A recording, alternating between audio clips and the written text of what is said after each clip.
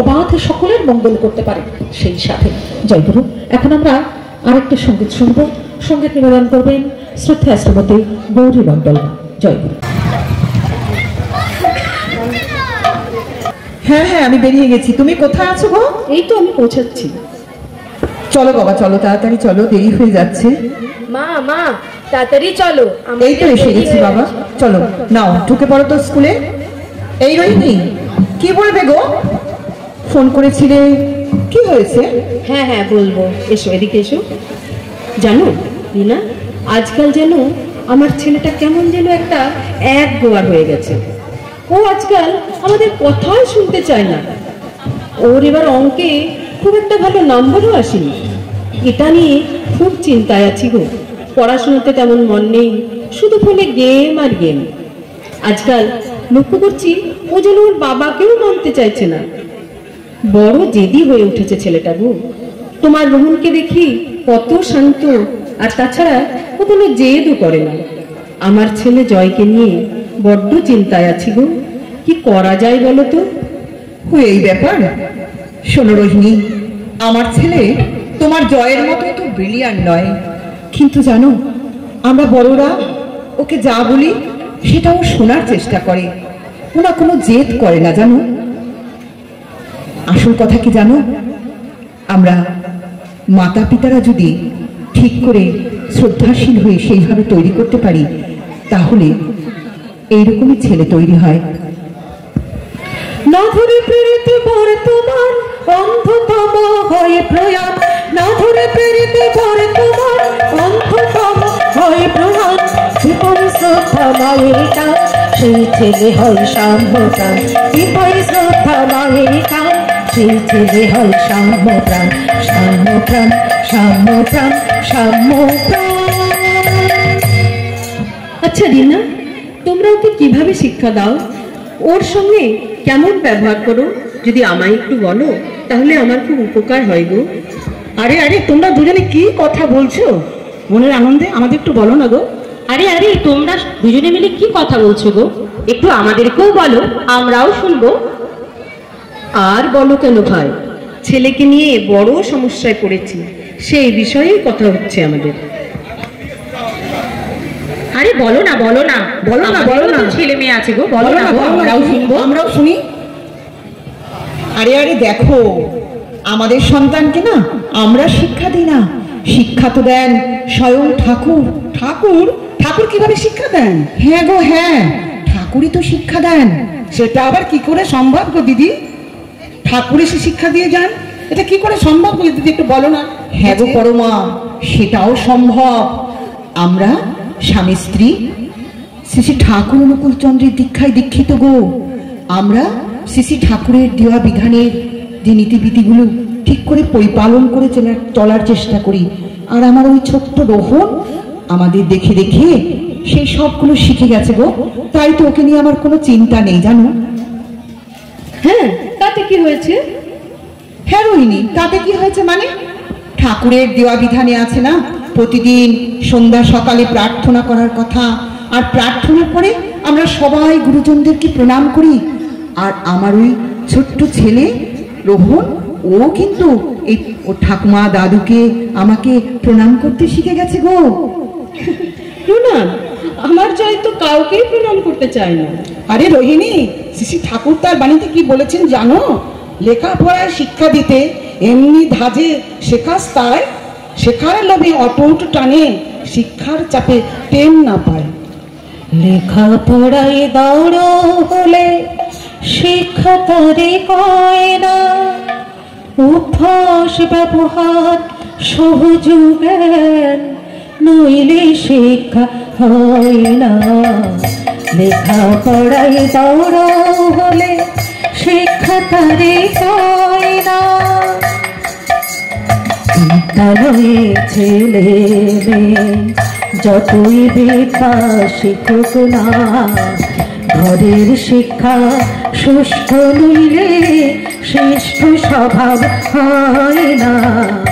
লেখাপড়ায় দৌড় হলে, লেখাপড়ায় দৌড় হলে, লেখাপড়ায় দৌড় হলে শিক্ষা আরে হয় না। একদম ঠিক। দেখো, তোমরা সবাই যদি ঠাকুরের সৎনাম নিয়ে তার অনুশাসনবাদকে পরিপালনের মধ্য দিয়ে চলতে পারো না, তাহলে একটা সুন্দর পরিবার রচনা করতে পারবে গো। ঠাকুরের দেখানো পথই তো আমাদের জীবন চলনার একমাত্র পাথেয় গো, একমাত্র পাথেয়। কিন্তু দীক্ষা না নিয়েও তো একটা সুন্দর জীবন গড়া যায়, ছেলে মেয়েকে সুশিক্ষা দেওয়া যায়, তাই না? কিন্তু কথাটা তুমি ঠিকই বলেছো, দীক্ষা না নিয়েও কিন্তু একটা সুন্দর পরিবার, একটা সুন্দর সমাজ তৈরি করা যায়। কিন্তু জানো, শিক্ষার প্রথম আর প্রধান উপকরণ কি? আদর্শে নত হওয়া, জীবনের আদর্শকে মেনে নিয়ে তার পছন্দ মতো চলা। শিক্ষা আমাদের কি করে জানো? শিক্ষা আমাদের বিনায়িত করে, শিক্ষা আমাদের চরিত্রটাকে গড়ে দেয় গো। তাই তো শ্রী ঠাকুর একটি বাণীতে আছে, বলেছেন, আধো কথার বয়স হতে করে করিয়ে যা শেখাবি, সেটাই হবে মোক্ষম পথ, হিসেবে চল নয় পস্তাবি। যদি আমরা নিজেরা আচরণশীল না হয়ে ছেলে মেয়েকে শিক্ষা দিতে যাই, তাহলে কিন্তু চলবে না গো। সবার আগে আমাদের পিতামাতাকে আচরণশীল হয়ে উঠতে হবে। আধো কথার সময় হতে করে করে যা শেখাবে, সেইটাই হবে মোক্ষম ছেলে, হিসেবে চল পস্তাবে। আধো কথার সময় হতে করে করে যা শেখাবে, সেইটাই হবে মোক্ষম ছেলে, হিসেবে চল পস্তাবে। ধরা বলা করার মাঝে শুভ যেটা দেখতে পাবে, ধরা বলা করার মাঝে শুভ যেটা দেখতে পাবে, তেমন রয়ে তার উস্কে দিবে জীবন গতি। আধো কথার সময় হতে, আধো কথার সময় হতে। তাহলে রিনাদি, আমাদের জীবনে কোনটা আগে দরকার, দীক্ষা নাকি শিক্ষা? একটু বলো না গো বুঝিয়ে। আরে আরে, আমাদের জীবনে কোনটা আগে দরকার জানো? দীক্ষা না শিক্ষা? এই বিষয়টা না আমরা সঠিক করে এখনো নির্বাচন করতে পারিনি জানো।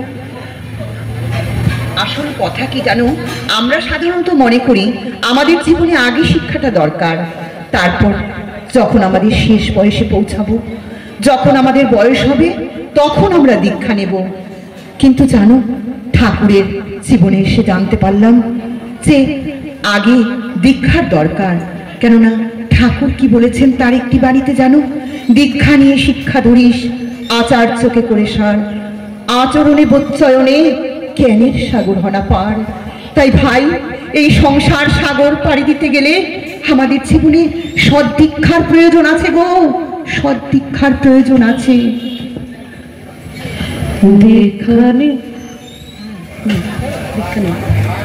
দীক্ষা নিয়ে শিক্ষা ধরিস, আচার্যকে করে সার, আচরণে বোধ চয়নে জ্ঞানের সাগর ভরা পার। দীক্ষা নিয়ে শিক্ষা ধরিস, আচার্যকে করে সার, আচরণে বোধ চয়নে জ্ঞানের সাগর ভরা পার। আচ্ছা দিদি, নিজেরা সৎ পথে থেকে ভালো কর্ম করে গেলেই তো নির্দোষ জীবনযাপন করা যায়, তার জন্য আবার দীক্ষার প্রয়োজন কি? হ্যাঁ গো, দীক্ষার প্রয়োজন আছে বই কি, তবে বলি শোনো, এই অভিধানে আছে না, দীক্ষা মানে যা আমাদের ক্রিয়াদান করে আর নিজেকে দক্ষ করে তোলে। শ্রী ঠাকুর কি বলতেন জানো, দক্ষ হবার উপায় জানায় দীক্ষা, তাই তো তার এত দাম। কীর্তিগুরুর কাছে গিয়ে সার্থক করো দীক্ষাদান, যে হাতে কলমে জ্ঞান লাভ করেছে। যদি তার কাছে গিয়ে আমরা কিছু উপদেশ গ্রহণ করি, তবেই তো আমরা জীবনে সফলতা লাভ করতে পারবো।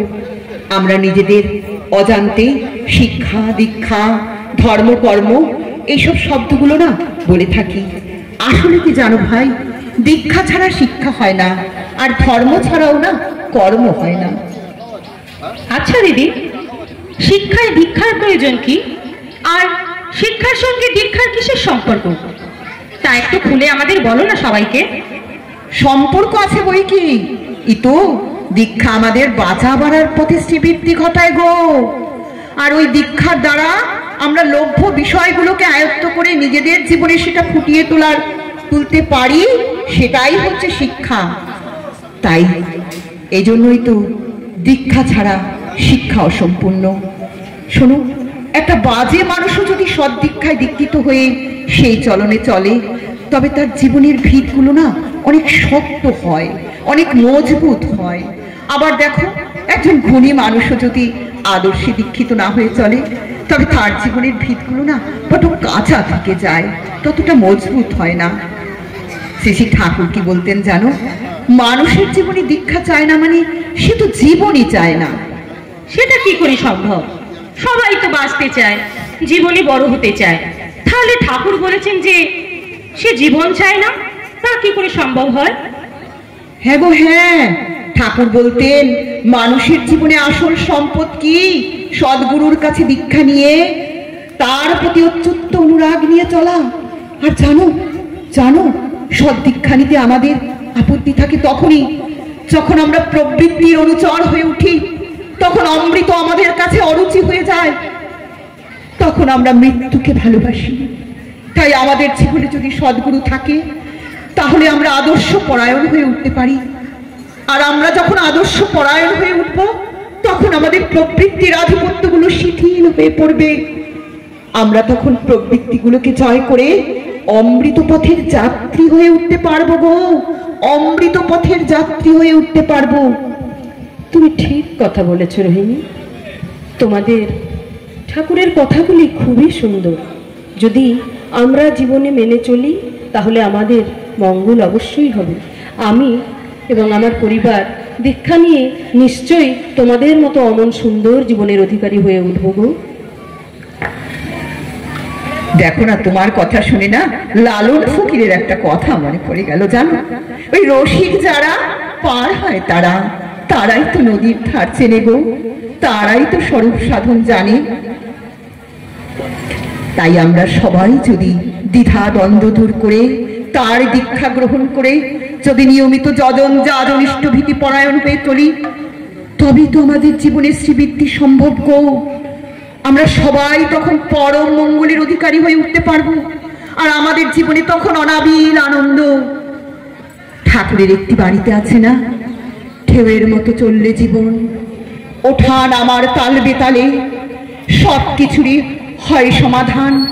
সাগর স্রোতাই যদি চলে, যদি আমাদের জীবনে সেই প্রিয় পরমকে বসাতে পারি, তার নীতি বিধানগুলো পরিপালন করতে পারি, তাহলে তো সব সমস্যার সমাধান সম্ভব গো। আমরা তখন সবাই ভালোভাবে বাঁচতে পারবো, ভালোভাবে চলতে পারবো, আনন্দের অধিকারী হয়ে উঠতে পারবো। ভালোই যদি চান ওরে মন, ভালোই যদি চান, সবার ভালো করে যেতাম তারেই ভালোবাস, সবার ভালো করে যেতাম তারেই ভালোবাস। ভালোই যদি চান ওরে মন, ভালোই যদি চান, সবার ভালো করে যেতাম তারেই ভালোবাস, সবার ভালো করে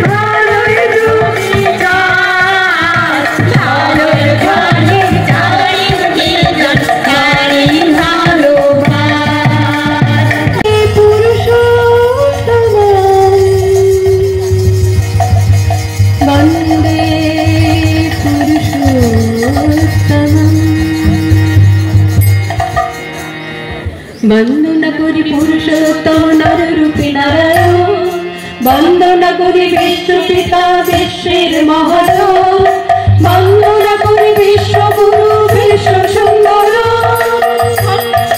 কণ্ঠে কণ্ঠে একবার বল বন্দে পুরুষোত্তম, বন্দে পুরুষোত্তম।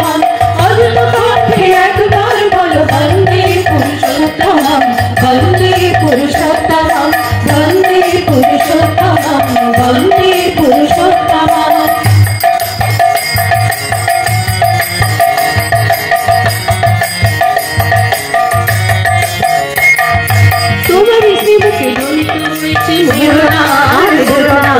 মৃত্যুকে অবলুপ্ত করো এই হোক সাধনা, তোমার শ্রীমুখে ধ্বনিত হয়েছে মোরা আর মেরো না। মৃত্যুকে অবলুপ্ত করো এই হোক সাধনা, সেই সাধনায় প্রতি আমরা সার্থক এজনা। কণ্ঠে কণ্ঠে একবার বলো বন্দে পুরুষোত্তম, বন্দে পুরুষোত্তম। অদ্ভুত কণ্ঠে একবার বলো বন্দে পুরুষোত্তম, বন্দে পুরুষোত্তম, বন্দে পুরুষোত্তম, বন্দে পুরুষোত্তম।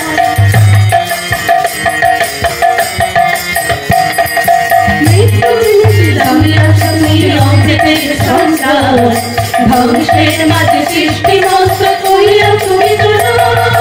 মৃত্যু বিনাশী কালিয়া তুমি অমৃতের সন্তান, ধ্বংসের মাঝে সৃষ্টি মস্ত করিয়া তুমি জনন।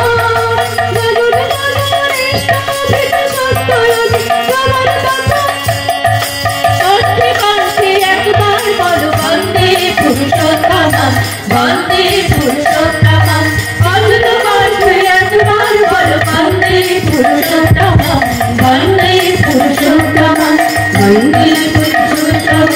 নররূপী নারায়ণ বন্দনা করি বিশ্বগুরু বিশ্বের মহাজন, বন্দনা করি বিশ্বগুরু বিশ্ব সুন্দর। পূজ্যপাদ শ্রী শ্রী বরদা, পরম পূজ্যপাদ শ্রী শ্রী আচার্যদেব এবং ঠাকুর পরিবারের প্রতি প্রত্যেকের শ্রীচরণে ভক্তিপূর্ণ প্রণাম।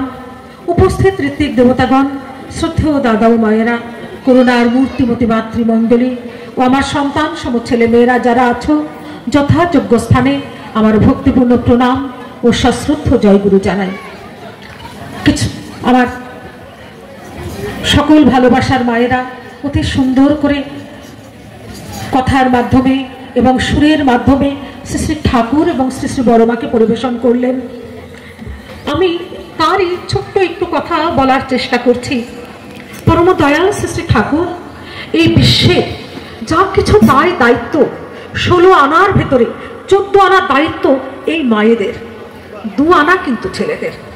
তাই শ্রী শ্রী ঠাকুর বলছেন, পুরুষ ধায় তার ইষ্ট পানে, লয়ে পড়শি জগৎ খানা, স্ত্রীও তেমনি স্বামী বহনে, এক আদর্শে চলায়ও মানা। এ যেথায় না হয় আবল তাবল ঘূর্ণে ঘুরে হয়েই থাকে ক্ষয়। 14 আনা মেয়েদের অবশ্যই স্বীকার্য, কিন্তু 2 আনা যে তিনি ছেলেদের দিয়েছেন, সেই 2 আনা সে যদি ঠিক মতো না হয়। তাই তিনি মেয়েদের এত ভালোবাসতেন তিনি মেয়েদের, যার জন্য তিনি নারীর নীতি বইতে প্রথমেই বলছেন মেয়ে আমার। তিনি স্বীকার করলেন তুমি আমার মেয়ে। তাহলে তুমি যখন আমার মেয়ে, তোমার চলন বলন কথন আচরণ কেমন হওয়া দরকার। কিন্তু যে মেয়ে, এবং তিনি বলছেন যে তুমি মেয়ে, তুমি তোমার স্বামীর ভেতরে দেব ভাব, তোমার স্বামীর ভেতরে দেব ভাব, দেবতা রূপে ভাবো, তাকে শ্রদ্ধা করো তেমন ভাবে। কিন্তু আমি যদি অযোগ্য হই, আমার যদি সেই দেবভাবের যোগ্য না থাকে, জোর করে হয় কিলিয়ে কি কাঁঠাল পাকে। তাই তিনি বলছেন পুরুষ ধায় তার ইষ্ট পানে, লয়ে পড়শি জগৎ খানা, স্ত্রীও তেমনি স্বামী বহনে, এক আদর্শে চলায়ও মানা। এই যে ঠাই না হয় আবল তাবল ঘূর্ণে ঘুরে হয়েই থাকে ক্ষয়। এবং তিনি বলছেন যে আপ্তবাক্য আমরা কি জানি, সংসার সুখে হয় রমণের গুণে। শ্রী শ্রী ঠাকুর তিনি মেয়েদের এত ভালোবাসা তার মেয়েদের প্রতি। তিনি কি বলেন, গুণবান স্বামী যদি থাকে তার সনে যদি গুণবান স্বামী না থাকে, সে কিছুতেই তার সংসারকে সুন্দর করতে পারে না। অবশ্যই সুন্দর হয় যদি কিনা যতটা হওয়ার কথা হয়তো ততটা হয় না, কিন্তু একটা গুণবান মেয়ে সে ঠিক সুন্দর করেই তোলে। তাই শ্রী শ্রী ঠাকুর বলছেন যে তিনি মেয়েদের প্রতি তার ভালোবাসা শ্রী শ্রী ঠাকুর কতটা রোমান্টিক ছিলেন, শ্রী শ্রী ঠাকুর তিনি মেয়েদের কতটা ভালোবাসতেন। তিনি তার সুরত সাখী বলে একটা বই আছে, সেই সুরত সাখী বইতে শ্রী শ্রী ঠাকুর নিজে হাতে লিখছেন, তিনি বলছেন, ও সোহাগী সুরত রানী, ডালিম ফাটা লালিম ঠোঁট কাঁপছে কেন এমন করে, কে দিয়েছে প্রাণে চোখ। একটা মেয়ের ঠোঁটকে তিনি ডালিমের কোয়ার সঙ্গে তুলনা করেছেন। তিনি বলছেন যে ও সোহাগী সুরত রানী, একটা মেয়েকে বলছেন সুরত রানী, তোমার ডালিম ফাটা লালিম ঠোঁট কাঁপছে কেন এমন করে, কে দিয়েছে প্রাণে চোখ। তাহলে একটা মেয়েকে তিনি ফুলের সঙ্গে এত নরম এত কোমল, তাহলে একটা মেয়েকে কেমন করে রাখতে হয়, কেমন করে সেই মেয়েকে সুন্দর করে রাখতে হয়। আবার সেই মেয়ে কেমন সুন্দর হবে, সেও তো যোগ্যতা অর্জন করতে হবে। তাই শ্রী ঠাকুর বলছেন, অবাধে ভালো করতে পারে সেই তো স্বাধীন, উশৃঙ্খলায় মরণ আনে তাই তো পরাধীন। তাহলে অবাধে ভালো করতে পারে, তাহলে একটা মেয়ে সংসারকে কেমন করে সুন্দর করে তুলতে পারে। যে একটা ছোট্ট মেয়ে সংসারে যখন আসলো, যে ছোট্ট মেয়েটা সংসারে আসলো, তার শাশুড়ি সেও কিন্তু ছোট্টবেলায় সে সংসারে এসেছে এবং তিল তিল করে তার সংসারটাকে সে সুন্দর করে তুলেছে, তিল তিল করে গড়ে তুলেছে তার সংসার। তাহলে সেই মেয়েটা যখন আসলো, এসে যখন সবার আগে ঘুম থেকে উঠে বলছে, আপনারা সবাই চা খাবেন। এক কাপ চা নিয়ে এসে যখন সে তার শাশুড়িকে বলছে, মা আপনি চা খান, এবং সকলের জন্য চা করে নিয়ে এসছে, সবার আগে সে ঘুম থেকে উঠেছে। তাহলে কি করছে সেই মেয়েটা, সবার আগে উঠে চা পরিবেশন করছে। সবাই যখন উঠে দেখছে যে তার বৌমা এসে সবাইকে চা খাওয়াচ্ছে, তখন তার মনটা কতখানি খুশি, কতখানি আনন্দিত হলো। তাই আমি স্বাধীন মানে ছোট ছোট পোশাক পরে না, আমি স্বাধীন মানে আমার উশৃঙ্খল জীবনযাপন না, আমি স্বাধীন মানে প্রত্যেকের মঙ্গল সাধন করা। আমি শ্বশুর বাড়ি এসেছি, আমার শাশুড়ি ছোট্টবেলায় সেও সংসারে এসেছে, সে সারাটা দিন এমন তার উদয়স্ত পরিশ্রম করে এই সংসারটাকে দাঁড় করিয়েছে। সে শিখে আসলো তার মায়ের কাছ থেকে, মা তাকে শেখালো, মনা তুমি কিন্তু সবাইকে ভালোবেসো, তোমার শ্বশুর শাশুড়ি দেওর ননদ যা জাউলি প্রত্যেককে তুমি ভালোবাসো। তাই শ্রী ঠাকুর বলছেন, পতিব্রতা দক্ষ নারীর সেবা সুন্দর তৃপ্তি চলন, পুরুষ বুকে তৃপ্তি আনে বুদ্ধি যে দায় উপঢৌকন। তাহলে এমন মেয়ে যদি না হয়, এমন মেয়ে যদি সংসারে না হয়, কেমন করে সংসার সুন্দর হবে। তাই আমার ছোট্ট ছেলে মেয়েকে ছোট্টবেলায় দীক্ষা দেওয়া, এই মানসিকতা যেন পোষণ না করি যে আমার মেয়েটা কোন সংসারে যাবে, কোথায় গিয়ে পড়বে, আগেই দীক্ষা দেবো না। তাহলে সবার আগে আমার মেয়েটাকে দীক্ষা দেওয়া, কারণ আমার মেয়েটা সংসারে যাবে, সংসার করবে, তাকে নারীর নীতি তার হাতে ধরিয়ে দিলাম যে মেয়ে আমার, তোমার সেবা, তোমার চলা, তোমার চিন্তা, তোমার বলা যেন পুরুষ জনসাধারণ এমন একটা ভাব তৈরি করে। তাহলে ভাবানুরাগ, যেমন আমরা আকাশ দেখে বুঝতে পারি, সকালবেলায় আকাশ দেখছি কি কুয়াশা, আমরা ভাবছিলাম হয়তো বেলায় রোদ উঠবে, হালকা রোদ্দুর। তেমনি একটা মানুষের ভাবানুরাগ দেখে বোঝা যায় সেই মানুষটা কেমন। তাই আমাদের জীবন যদি ইষ্ট না থাকে, যদি আদর্শ না থাকে, যদি গুরু না থাকে, যদি ছোট্টবেলায় আমার মেয়েটাকে দীক্ষা না দিই, সে কেমন ভাবে শ্বশুর বাড়িতে সংসার করবে, শ্বশুর শাশুড়ি দেওর ননদ যা জাউলি কেমন করে সে গড়ে তুলবে। আমার মেয়ে লেখাপড়ায় ফার্স্ট, আমার মেয়ে গানে বাজনায় ফার্স্ট, আমার মেয়ে শ্বশুর বাড়িতে টাহা ফেল, কারণ আমার মেয়েকে শেখায়নি সভ্যতা, ভদ্রতা, ভালোবাসা, কেমন করে মানুষকে ভালোবাসতে হয়, কেমন করে শ্বশুর শাশুড়িকে সেবা যত্ন করতে হয়, আমি আমার মেয়েকে শেখাইনি, খালি লেখাপড়ায় শিখিয়েছি। তাই শ্রী ঠাকুর বলছেন, লেখাপড়ায় দর হলে শিক্ষা তারে কয় না, অভ্যাস ব্যবহার সহজ জ্ঞান নইলে শিক্ষা হয় না। আর বিদ্যালয়ে ছেলে মেয়ে যতই বিদ্যা শিখুক না, ঘরের শিক্ষা সুষ্ঠ নইলে শিষ্ট স্বভাব হয় না। তাই ঘরের শিক্ষা কতখানি জরুরি। পরবর্তীতে আমাদের একটা ছোট্ট অনুষ্ঠান আছে, শ্রুতি নাটক। শ্রদ্ধা আমাদের সন্ধ্যা দিয়ে আছেন, সন্ধ্যা ঘোষ মা, শ্রদ্ধা শিপ্রা দিয়ে আছেন, শ্রদ্ধা শ্রীমতী গৌরী মণ্ডল মা আছেন, এবং শ্রদ্ধা শ্রীমতী সন্ধ্যা সাউ মা আছেন।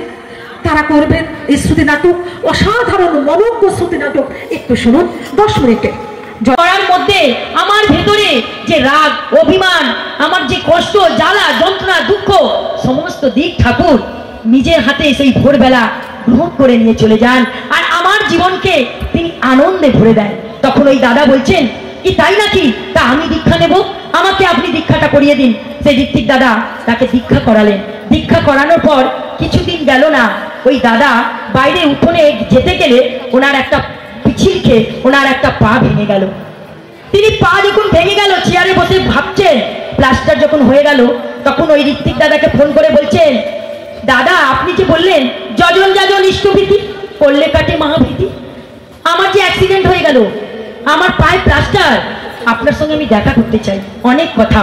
সেই ঋত্বিক দাদা ভয় পেয়ে গেছে। ঠাকুর তুমি জীবন্ত, তুমি রক্ষা করো।